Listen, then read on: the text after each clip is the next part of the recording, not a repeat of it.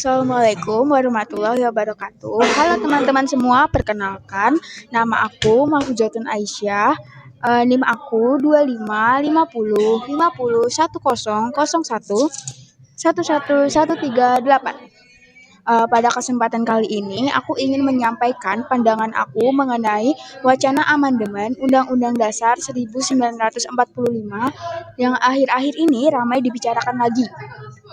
Kalau dilihat dari sejarahnya nih, Undang-Undang Dasar 1945 itu udah 4 kali diamandemen, yaitu pada tahun 1999, tahun 2000, lalu 2001 dan tahun 2002.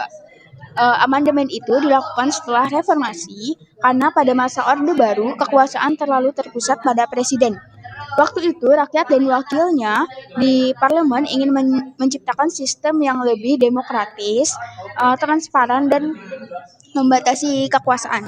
Hasilnya ada banyak perubahan penting seperti pembatasan jabatan presiden yang hanya sampai 2 periode saja, terus dibentuknya DPD, terus perlindungan hak asasi manusia yang lebih kuat, dan adanya sistem checks and balance antar lembaga negara.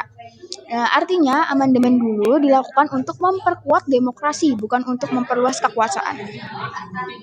Nah, sekarang muncul lagi nih wacana amandemen terbatas, khususnya soal penambahan wewenang MPR untuk menetapkan pokok-pokok haluan negara atau PPHN.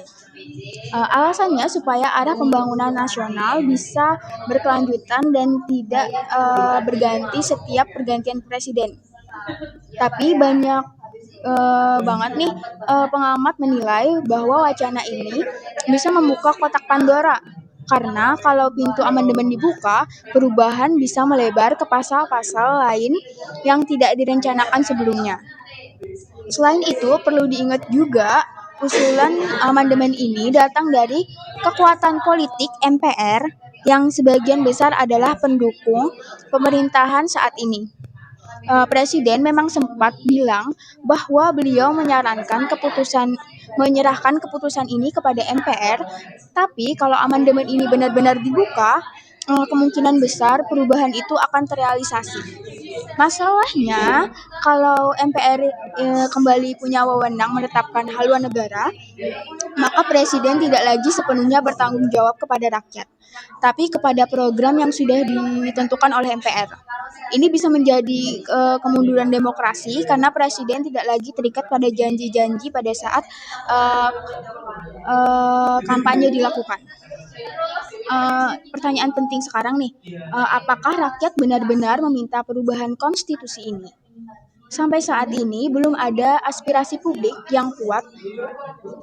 Yang paling sering bicara mengenai hal ini justru para elit politik maksudnya. Yes, elit politik.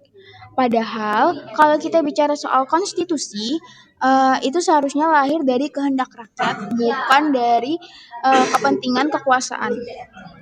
Menurut aku pribadi, amandemen Undang-Undang Dasar 1945 boleh dilakukan asalkan kebutuhan yang jelas, mendesak dan prosesnya transparan serta partisipasi. Maksudnya ada partisipasi rakyat di dalamnya. Tapi kalau hanya demi kepentingan politik tertentu, itu justru bisa merusak tatanan demokrasi yang sudah susah payah dibangun setelah reformasi. Jadi sebelum bicara soal amandemen, sebaiknya kita bersama-sama merefleksi untuk siapa sebenarnya perubahan ini dilakukan, untuk rakyat atau untuk kekuasaan politik. Jadi sekian dari saya. Wassalamualaikum warahmatullahi wabarakatuh.